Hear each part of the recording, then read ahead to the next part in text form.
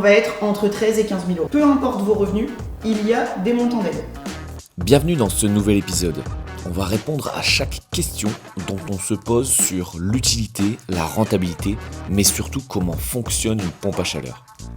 Bon épisode à tous.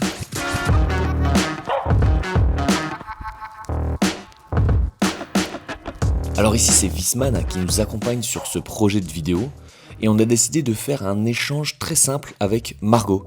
Et Margot qui c'est la commerciale du Nord-Pas-de-Calais. J'ai pas la prétention d'être installateur ou de maîtriser certains termes techniques de pose. Du coup, j'ai voulu tourner cet épisode post-installation et de faire un petit retour d'expérience après 4 mois d'utilisation. Bon, ne faites pas attention, on a eu un petit souci sur l'une des caméras, je m'en excuse. Je vous mets juste ici à l'écran le timecode avec les passages qui sont susceptibles de vous intéresser ou non. C'est un format qu'on n'a jamais fait, mais on essaye, alors vous me le direz dans les commentaires si c'est à refaire ou non. Et surtout, pensez à vous abonner et activer la cloche pour ne rien louper. Margot m'a promis de répondre aux questions dans les commentaires, donc faites-vous plaisir. On va essayer de tout traverser, tous les sujets sur la pompe à chaleur. Et donc on va commencer par une question très simple, qui est qu'est-ce qu'une pompe à chaleur et comment ça fonctionne, Margot? Eh bien, une pompe à chaleur, c'est un réfrigérateur à l'envers. Simplement. Tout simplement. Ça prend les calories dans l'air et ça vient les transformer et démultiplier les calories pour venir chauffer la maison ou la rafraîchir ou pour faire de la production de chaude sanitaire. Alors on peut faire du coup les deux, la production d'eau chaude et le chauffage dans la maison. Mais c'est vrai que ça existe aussi, on peut avoir différentes packs qui peuvent permettre de faire soit l'un, soit l'autre. C'est ça. Voilà. C'est quoi les principaux avantages d'une pompe à chaleur par rapport à un chauffage traditionnel, qu'on va dire gaz, fuel, parce que je pense qu'il y a beaucoup de gens qui nous regardent et qui sont encore des installations au fuel ou même au gaz. Et du coup, c'est quoi l'avantage d'une pompe à chaleur par rapport au gaz et au fuel? L'avantage d'une pompe à chaleur par rapport au gaz et au fuel, ça va être déjà c'est un générateur qui est plus propre pour l'environnement. On va utiliser des énergies dites renouvelables et non pas des énergies fossiles comme peuvent être le gaz et le fuel. Voilà. C'est une source, l'air et les calories dans l'air, c'est une source plutôt gratuite. Donc ça va être un moyen de se chauffer qui va être plus économique que le gaz ou le fuel. Okay. Par justement la compression du fluide, etc., la compression des calories. Tout le système qui est inclus dans la PAC fait que ça coûte moins cher en termes de production qu'un générateur au fuel ou au gaz. Okay. Pour l'environnement, c'est quand même mieux une pompe à chaleur. Tout à fait. Surtout le modèle que toi tu as choisi, Okay. la Vitocal 151, qui fonctionne au R290, qui est un fluide propre par rapport aux anciens fluides qu'on a pu avoir avant dans les gammes. Là, c'est un très faible impact sur les polluant, Okay. puisque ça consomme à peine 3 kg de CO2 pour fonctionner. Ah oui. C'est la pompe à chaleur, c'est le fluide le plus propre qu'il y a de disponible sur le marché à l'heure actuelle. En plus, maison VPI, comme on a dit ici, on essaye au maximum d'être une solution bas carbone, vous le savez, hein, ne serait-ce que dans l'isolation ou dans tout ce qu'on a essayé de mettre ici. Donc c'était aussi l'argument que m'a proposé Wiesmann sur cette pompe à chaleur, parce que voilà, il y a des fluides qui sont entre guillemets aujourd'hui presque éco-responsables. C'est ça. Alors ici on est dans une maison neuve, on le sait, hein, c'est la maison VPI, mais est-ce qu'en réno, c'est bien de mettre une PAC? Alors oui, dans ton cas déjà, dans cette maison neuve, en effet, tu as très peu de déperdition parce que tu as fait une super isolation. Donc pour le coup, une pompe à chaleur, c'est ce qu'il y a de plus adapté parce que ça va vraiment venir se coller vraiment au plus près de tes besoins parce qu'on a mis un petit modèle, parce que tu as peu de déperdition. Demain, quelqu'un qui fait une rénovation peut aussi mettre une pompe à chaleur et peut aussi mettre le même modèle que toi, mais avec une puissance supérieure. Parce qu'en fait, la pompe à chaleur qu'on a choisie là, elle est capable de te donner 35-45 degrés de température pour chauffer un plancher chauffant comme chez toi, Ouais. mais elle est aussi capable, celle-ci, de monter à 70 degrés de température de départ. Donc, elle peut très bien aussi remplacer une chaudière fuel avec des radiateurs existants, type des radiateurs en fonte, qui ont besoin d'une grosse température de départ. Et du coup, celle-ci, elle est capable de le faire et elle s'adapte vraiment à la maison. Donc même pas besoin de changer ses radiateurs finalement. Pas toujours, ça peut être dans certains cas oui, pour un meilleur confort et une meilleure diffusion de la chaleur, il est parfois nécessaire de remplacer les radiateurs, d'en mettre des plus grands ou autres, mais on peut aussi très bien dire je laisse les radiateurs existants parce que je les adore. Et aussi, parfois, on ne peut pas faire d'isolation parce qu'on va toucher au cachet de la maison. Oui. Parfois, les normes d'architectes ne permettent pas en fonction des maisons, où on n'a pas la place, on n'a pas le budget. Tout ça, c'est vraiment au cas par cas. Ça s'étudie et on va dire que dans presque 99% des cas, on peut mettre une pompe à chaleur. Excellent. Et si pas, on peut aussi mettre une pompe à chaleur pour faire le printemps, l'été et l'automne. Et en hiver, avoir un générateur complémentaire, type j'ai ma chaudière fuel qui est là ou ma chaudière gaz qui est là, et elle va venir en appoint quand vraiment il fait très froid pour venir continuer à chauffer la maison et faire le complément de la pompe à chaleur. On va parler aussi maintenant d'efficacité, d'économie d'énergie parce qu'on veut savoir si c'est économique et puis le rendement surtout est-ce que finalement une PAC elle a un rendement supérieur aux autres systèmes. C'est ça par rapport à un système fuel ou un système gaz. Alors une PAC elle va avoir un rendement différent et un peu plus intéressant. Pourquoi ? Quand la chaudière fuel ou la chaudière gaz fonctionne, elle a besoin d'un litre de fuel, elle va prendre un litre de fuel, tel quel. On a une cuve de 3000 litres, on va utiliser les 3000 litres pour fonctionner. Une pompe à chaleur, elle va prendre 1 kg sur le réseau, 1 kWh d'électricité, je précise, 1 kWh d'électricité, qu'elle va pouvoir transformer, comprimer, etc., comme je vous disais tout à l'heure, avec le système du groupe extérieur, et elle va restituer une certaine puissance. Cette puissance, elle va être différente en fonction de la température extérieure. Oui. En ce moment, une journée comme aujourd'hui, on va être sur du 24 degrés, forcément, le 1 kg va vite être converti en 6, 7, 8 kg pour pouvoir produire et chauffer l'eau chaude ou le chauffage. Au plus la température extérieure baisse, au plus ce delta va diminuer, forcément. Donc il peut s'avérer que à moins 4 degrés, on soit plus que du 1 pour 2,5 par exemple. Okay. Et ça se traduit aussi par ce qu'on va appeler le COP, le coefficient de performance, qui permet un peu de déterminer quelle PAC est plus puissante qu'une autre et a un meilleur rendement qu'une autre, pour pouvoir aussi les comparer entre elles, parce qu'on est nombreux sur le marché. On a les COP qui vont être pris à l'instant T, et on va avoir aussi, vous pouvez lire dans les notices parfois, le SCOP. C'est le coefficient de performance saisonnier. En fait, on prend la moyenne du COP de toute l'année. Parce que si on le prend à une température extérieure de -2, il va peut-être pas être très fun. Par contre, si on le prend à une température extérieure de 7 degrés, on va être mieux. Donc la rentabilité et le rendement d'une pompe à chaleur, ça se calcule sur toute l'année. Et donc pour ça, il faut regarder le SCOP. Ok. Bon, du coup, est-ce que celle qu'on a installée, la 151, est-ce qu'elle a un SCOP élevé ? Là, à l'heure actuelle, forcément, on l'a installée en mai. Les stats sont bonnes. Voilà, les stats sont bonnes parce qu'on n'a pas encore vécu une période de froid. Là, tu as un SCOP à 6,80 sur ta pompe à chaleur. Okay. Donc ça veut dire que pour 1 kg pris sur le réseau, elle en fait 6,80 kg pour chauffer ton eau chaude. Alors le COP, qui est la norme pour comparer les pompes à chaleur et ce qui est obligatoire dans nos fiches commerciales pour tous les fabricants, c'est ce qu'on va pouvoir dire le A7W35 et le A-7W35. Je m'explique.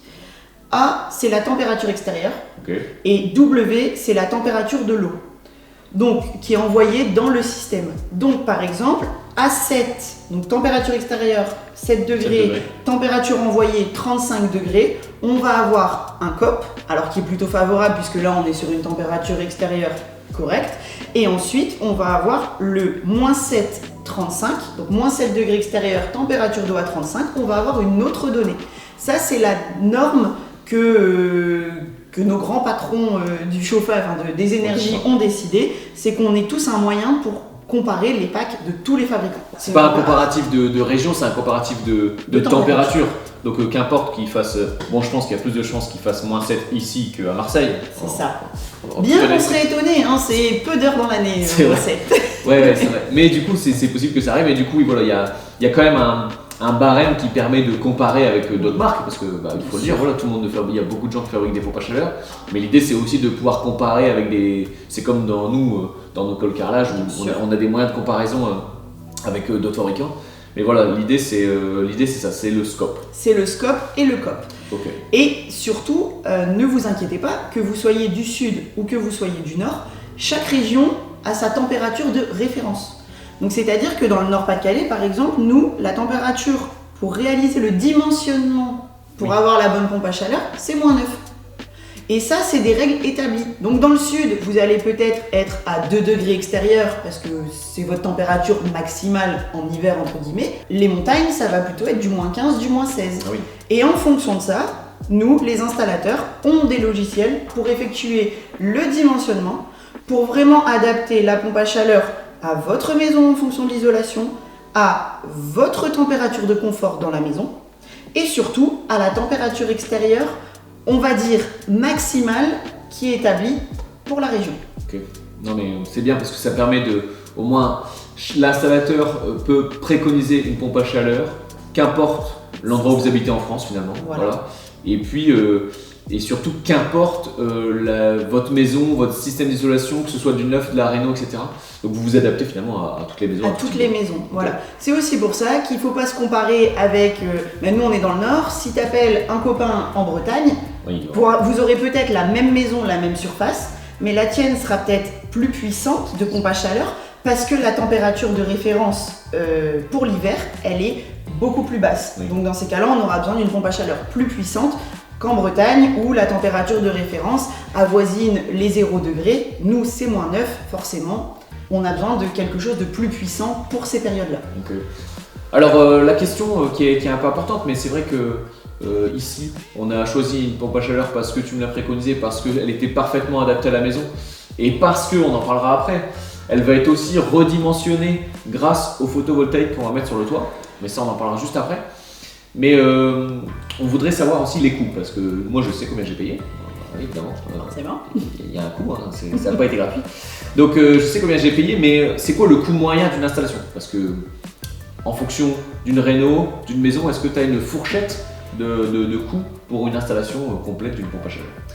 Alors oui, mais, parce qu'il y a toujours un mais, ça va dépendre comme on l'a dit tout à l'heure, de la typologie de la maison. Au plus tu as une maison neuve ou très bien isolée, au moins tu auras besoin d'une grosse puissance, donc forcément le matériel déjà coûtera moins cher. C'est sûr. Si tu es sur une maison moins bien isolée, que tu es en triphasé, etc., là forcément c'est des pompes à chaleur plus puissantes, donc plus grandes aussi. Elles vont être en double ventilateur quand toi par exemple derrière tu n'as qu'un mono-ventilateur, si on peut dire ça comme ça. Donc forcément tout ça, ça va jouer. Mais pour donner une idée, une pompe à chaleur de 10 kg, qui est la moyenne des pompes à chaleur installées en France, 10 kg en chauffage seul, on ne fait pas l'eau chaude dans ces cas-là. En fonction de l'installation, de la distance entre l'unité intérieure et l'unité extérieure, parce que ça représente des coûts en plus, en main-d'œuvre, en fourniture aussi, d'autres produits, d'autres matériaux. La moyenne d'une 10 kg posée en chauffage seul, on va être entre 13 et 15 000 euros. Ok. TTC. TTC, et est-ce que sur ça, aujourd'hui, le particulier, ou même peut-être le professionnel, est-ce qu'il y a des aides? Parce qu'en fait, on voit souvent, nous on fabrique de l'isolation thermique par l'extérieur, donc VP on est fabricant, donc on sait très bien que nos artisans ils peuvent avoir des aides pour l'installation. Mais je suppose que c'est aussi dans une démarche écologique de mettre une pompe à chaleur, donc est-ce qu'on peut avoir des aides aussi là-dessus? Oui, il y a des aides gouvernementales mises en place dans le cadre de la rénovation énergétique. Elles vont dépendre du générateur qui est en place, donc ce que vous avez comme moyen de chauffage à l'heure actuelle, de ce que vous allez mettre comme produit, mais c'est surtout que peu importe vos revenus, il y a des montants d'aide. Margot, petite question, parce que moi j'ai investi, mais maintenant je voudrais savoir au bout de combien de temps c'est rentable. Ah oui, parce que la rentabilité c'est quand même le facteur important dans cette maison, parce qu'il faut quand même que... Voilà. Et du coup, avec un certain coût, on aimerait bien savoir quand est-ce que ce sera rentable, que ce soit pour moi ou pour les autres qui investissent finalement. Bien sûr. Alors, il y a plusieurs critères à prendre en compte pour la rentabilité. Déjà, c'est le générateur existant à l'heure actuelle, quel type d'énergie vous avez, Oui. et son âge aussi, parce que forcément, une chaudière dernière génération ou une chaudière d'il y a 25 ans, ça consomme pas pareil. Ça, c'est à prendre en compte dans les économies envisageables. Ok ? C'est pour ça que c'est pas une source entre guillemets très sûre. Ça va dépendre de comment on consomme. Donc si tu chauffes à 24 ou si tu chauffes à 19, parce que forcément tu consommes pas pareil, t'as pas le même confort.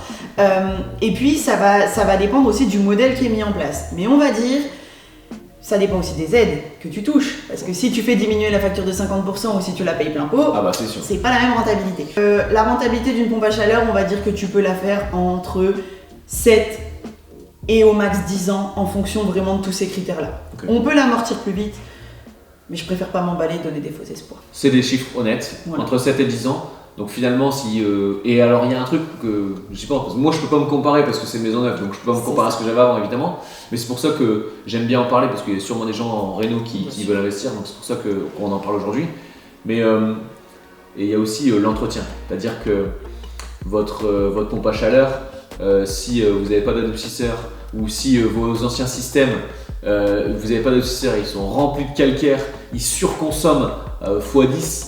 Voilà, ça c'est important aussi de le dire parce que l'entretien d'une pompe à chaleur ou même des anciens systèmes, c'est important. Est-ce qu'aujourd'hui une pompe à chaleur ça s'entretient? Est-ce que le plombier doit revenir tous les ans, tous les 2 ans? C'est quoi le principe? La règle, c'est tous les 2 ans pour l'entretien de la pompe à chaleur. Là, vraiment, faire un contrôle des fluides frigorigènes, vérifier qu'il n'y ait pas de fuite, qu'il n'y ait pas de complément à faire, vérifier aussi que dans la maison, tout se passe bien sur la partie émetteur, donc votre plancher chauffant ou vos radiateurs, qu'il n'y ait pas de boue qui viennent encrasser et qui viennent faire perdre aussi en capacité à réchauffer la maison. Oui. Il y a plein de choses, de facteurs à prendre en compte, mais c'est surtout l'entretien du générateur par lui-même, c'est obligatoire tous les 2 ans. Est-ce que on peut parler de la durée de vie parce que du coup nous on a installé, tu dis que c'est rentable au bout de entre 7 et 10 ans. Et du coup est-ce que ça a une durée de vie? Dans combien de temps je vais devoir changer le pack finalement? Une pompe à chaleur, si elle respecte les bons critères de dimensionnement, parce que c'est pas avec une baguette magique, on dit tiens je mets une 6 kg chez Lucas et je mets une 10 kg chez Monsieur Michou. Tout ça, ça se détermine si la pompe à chaleur elle est bien dimensionnée, qu'elle est bien entretenue. Il n'y a pas de raison que tu changes dans les 5 prochaines années, voire même tu peux faire 20-25 ans avec. Voilà, on a des modèles de pompe à chaleur chez nous qui tournent depuis 25 ans. Que les propriétaires sont pas là de devoir remplacer parce que ils ont respecté le dimensionnement et ils respectent les entretiens. Donc là on a parlé de tous les avantages d'une pompe à chaleur, on sait comment ça fonctionne, on sait quel est le rendement, on sait pourquoi on a choisi ça, on sait pourquoi on fait ça en rénovation, mais il y a quand même des inconvénients, il faut quand même les dire. Est-ce qu'il y a des inconvénients aujourd'hui de mettre une pompe à chaleur dans certains milieux, certains endroits? Alors il peut y avoir des inconvénients pour mettre une pompe à chaleur parce que ça nécessite quand même un peu de place entre guillemets. Vous allez déjà avoir un groupe à l'extérieur. Donc il faut pouvoir placer à un moment autour de la maison le groupe extérieur qui va en plus, la taille va dépendre de la puissance dont on a besoin. Si c'est un simple ventilateur ou un double ventilateur. On peut venir les mettre en hauteur aussi, quand on ne peut pas les poser par terre, on peut venir les mettre sur le pignon, attention au poids, mais tout ça, ça peut se faire. On va dire que ça peut être un inconvénient. Si on a plusieurs circuits dans la maison de chauffage, comme ici tu as 2 planchers chauffants, ça nécessite aussi du coup un petit ballon à côté, donc un encombrement aussi dans la pièce dite chaufferie ou buanderie, il faut faire un petit peu de place. Et puis après, ce qu'on peut avoir comme inconvénient, alors en fonction des modèles que vous choisissez, chez nous on a fait le choix de partir sur un design et de mettre l'accent sur le design et le silence pour votre confort et pour le confort de vos voisins, mais parfois en fonction des marques, c'est pas dans leurs critères et de ce fait ça peut être aussi un inconvénient au niveau du bruit. Oui, des fois ça peut être très bruyant. C'est ça, nous, nos pompes à chaleur, on est sur 35 décibels à 3 mètres. Pour vous donner une idée, un lave-vaisselle moderne, c'est 45. Et donc on a parlé des inconvénients, mais est-ce qu'il y a des situations ou des maisons dans lesquelles vous dites non, il ne faut pas mettre une pompe à chaleur? Alors ça peut arriver, c'est plutôt rare parce qu'on a des systèmes qui s'adaptent partout, mais parfois la rentabilité, elle y sera pas. Une maison où il y a vraiment trop de déperdition parce que c'est mal isolé, on ne peut pas envisager de travaux de rénovation, là on va avoir par exemple des déperditions qui vont être à 25-30 kW à la température de référence, donc chez nous -9. Là il faudrait soit mettre 3 pompes à chaleur côte à côte, merci l'investissement, c'est possible mais voilà, ou par exemple mettre une pompe à chaleur avec une chaudière qui va venir, ou un générateur existant qui va venir faire l'appoint. Donc là, la pompe à chaleur va couvrir le printemps, l'été et l'automne. En hiver, elle fera appel à son générateur complémentaire. Tout ça, ça se calcule. Si la pompe à chaleur, elle a besoin de faire appel à son générateur de secours à partir de 7 degrés extérieur, Oui. c'est peut-être pas forcément rentable. Dans ces cas-là, il y a peut-être d'autres solutions à envisager pour chauffer la maison et avoir du confort. Mais dans le 3/4 des cas, c'est quand même faisable, mais ça, votre installateur sera en mesure de vous le dire et de déterminer si c'est utile ou non. On va finir ce petit échange, mais sur une dernière question. Voilà, aujourd'hui, j'ai posé une pompe à chaleur, j'en suis très content. D'ailleurs, l'avantage de Margot et de Viessmann, c'est qu'ils peuvent analyser en temps réel ce qui se passe sur la PAC. Donc si jamais il y a des mises à jour, ce genre de choses, ils peuvent me dire si elle fonctionne bien, si elle fonctionne correctement.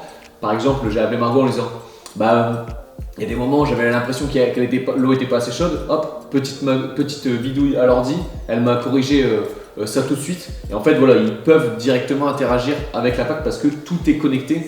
Et ça, c'est un vrai plaisir. Et on a l'application aussi sur le téléphone qui s'appelle Vicaire. Et on peut voir en temps réel ce qui se passe sur la pompe à chaleur.